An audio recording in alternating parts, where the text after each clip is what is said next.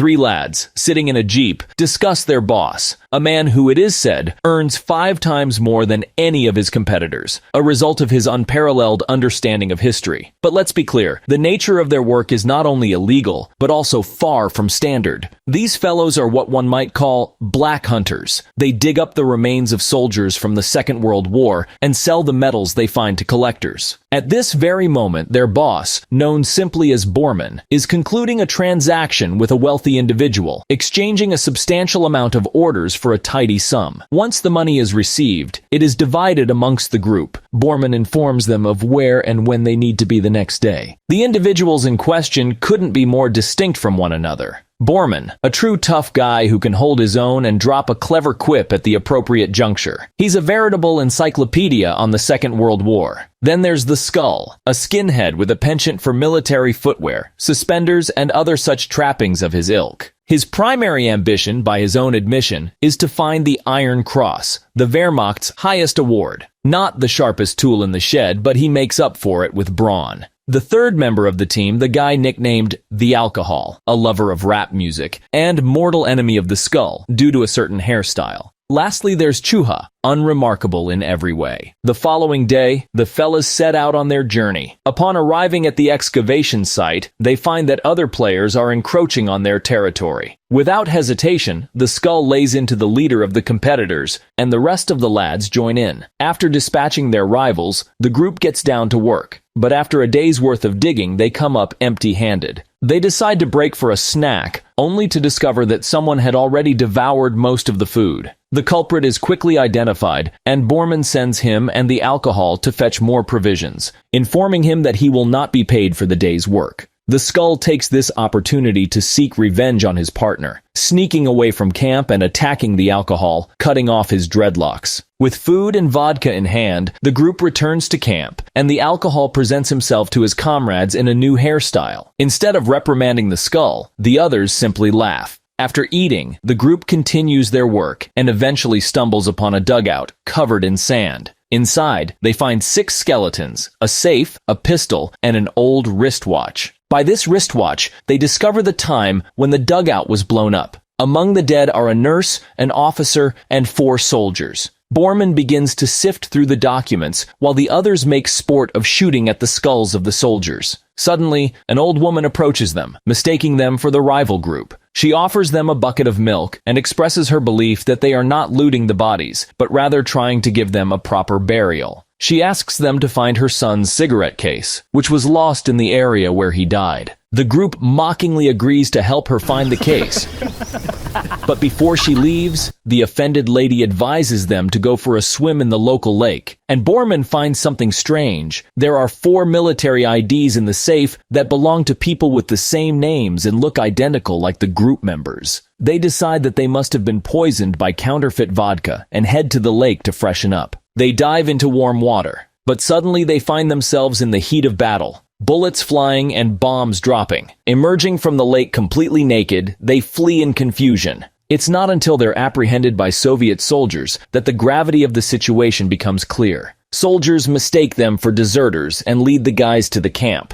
Quick on his feet, Borman advises the Skull to cover up his swastika tattoo with mud, in the hopes of avoiding a bullet in the head. He follows the advice and covers the tattoo with mud. At the place, they are brought before a captain. Borman takes a gamble and reveals that they are descendants from the future, a claim met with skepticism and derision. Looking at those very IDs, the captain asks with a sneer if they won the war in the future. Borman replies that they did. But when the captain orders their execution, a sympathetic sergeant intervenes, suggesting they may be shell-shocked and in need of medical attention. Captain agrees and decides to postpone the execution. Heroes are given clothes and sent to the medical unit. The next morning, as the group debates their next move, an unexpected twist arises in the form of the lieutenant, who turns out to be none other than the Skull's neighbor, separated by 60 years in the timeline. They live on the same street in neighboring houses and studied at the same school and even trained by the same boxing coach. But for the lieutenant, it's a young guy, and for the Skull, it's an old man. During the conversation, the Skull accidentally mentions a TV, and the soldiers around don't understand what he's talking about.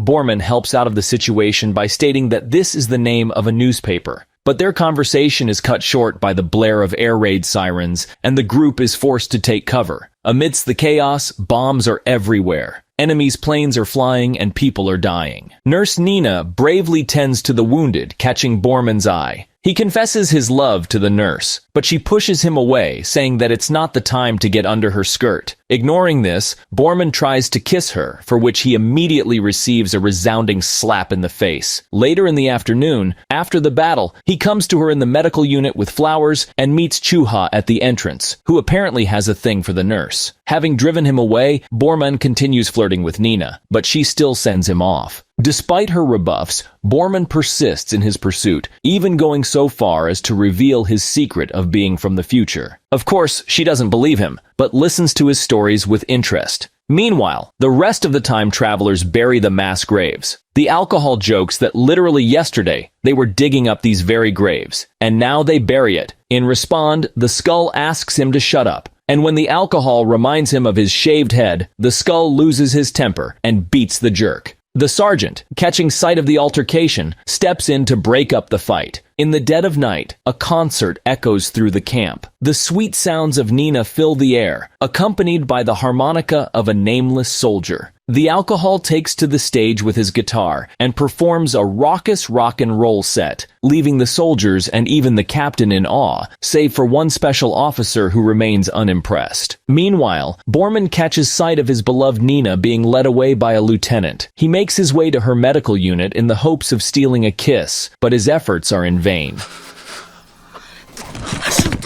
Determined to escape this hellhole, the heroes make for the lake, believing it to be some kind of portal back to their own time. But their efforts are in vain, and they find themselves back in 1942. As they swim to shore, the sergeant awaits them with suspicion, questioning their odd attraction to the lake. The heroes make up a flimsy excuse, claiming they swim in the cold water to harden themselves. Back at camp, the heroes are reduced to peeling potatoes and discussing their next move. Suddenly, the old lady who had given them milk in the future appears. They beg her to send them back, but she doesn't understand their pleas. It dawns on them that they had ended up in the past because of a promise they made to find a cigarette case. They recall the name of her son, Dmitry Sokolov. Dmitry Sokolov. They learn that the man they are looking for had gone missing on a mission a week ago. Their luck takes a turn for the worse when they're summoned by an officer who informs them that the lake they'd been swimming in was on enemy territory and that they had unknowingly passed through a minefield. The guys say they didn't know about it. Seeing their luck, the officer assigns them a mission to infiltrate enemy lines and capture a German soldier. The sergeant is appointed as their leader. Officer takes their documents, putting them in the safe they had found in the dugout a couple of days ago. The alcohol becomes hysterical at the thought that the bodies they had found in the dugout belonged to them. Borman, checking the wristwatch they had found, reveals that they only have 62 hours left to live and starts a countdown.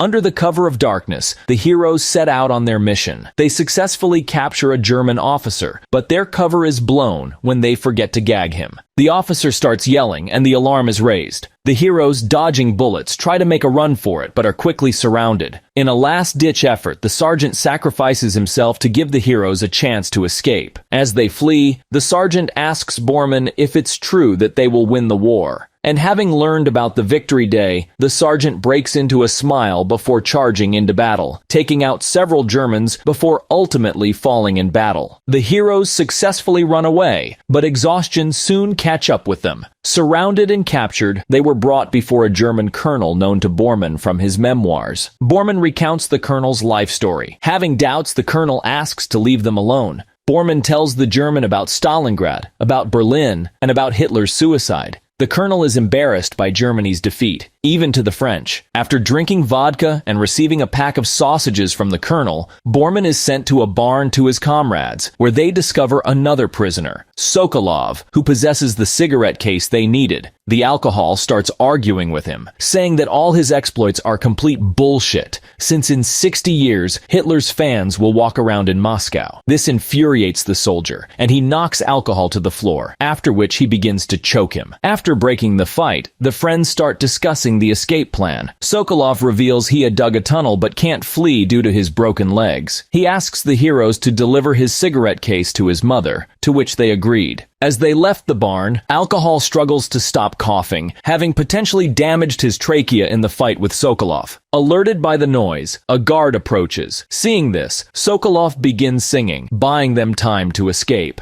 Though Sokolov was shot, the heroes return to the camp, keeping their capture a secret so as not to raise unnecessary questions. Upon learning of the sergeant's death, the officer is furious at their failure to protect their comrade and capture a German soldier. Nina meets Bormann, and after making sure that he's okay, she kisses him and takes him to the hayloft. Chuha in love follows them. Having climbed a tree, he becomes a witness to lovemaking. In a fit of anger, he attacked Bormann. Nina runs away, and the special officer becomes a witness to the fight, which leads to their confinement in the basement. Nina demands from the special officer to release them, but he is stunned by her impudence and harshly sets her straight. However, after talking to the lieutenant, he decides to let the guys go. But the lieutenant asks to leave Bormann in custody and only release him right before the tomorrow battle, as he is jealous of Nina. Meanwhile, the friends argue over what course of action to take. The Skull insists on staying with his comrades and going into battle next morning. But the Alcohol wants to abandon Bormann and flee. Chuha, despite the conflict, refuses to do so. The Alcohol, in frustration, sends them all to hell and decides to go to the lake alone. But the Skull notices that Bormann has a cigarette case, without which they cannot return to the present. The next day, Bormann is released just before the attack, and they weigh their options. Running to the lake is likely a death sentence from their own comrades,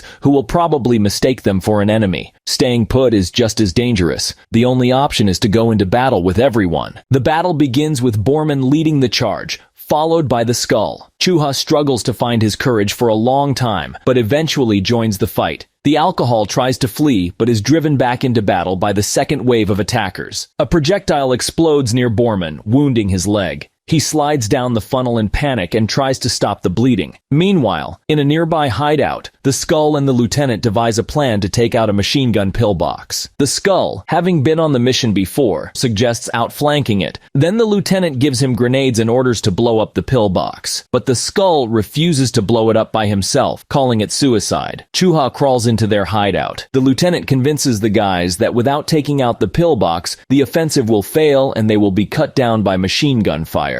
Nina runs to Bormann, tending to his wound, and runs off to aid other wounded soldiers, saying that she will return soon. From hideout, Bormann sees how she is dragging a wounded officer into that damned dugout and tries to shout to her, but she doesn't hear him. At the dugout, 4 fighters run up to her aid, and all together they go inside. Bormann watches in horror as she enters the dugout with looks at the timer, and when the last seconds expire, the dugout explodes. Overcoming his grief, Bormann finds his friends, and together they storm the machine gun pillbox. During the assault, Chuha gets a bullet in the chest. Grabbing him, the friends run to the lake. Diving in, they emerge in the 21st century unharmed. Their things are still lying on the shore, and it feels like they were only gone for a few seconds. The Skull scrapes the swastika tattoo from his hand with a sharp stone, while Bormann silently looks at a photo of Nina. Returning to Moscow, the heroes see a crowd of skinheads and prepare for a fight. Well guys, the movie is called Black Hunters. If you enjoyed the video, be sure to give it a like and subscribe. It's damn important to me. As always, you can find more information about the movie in the description.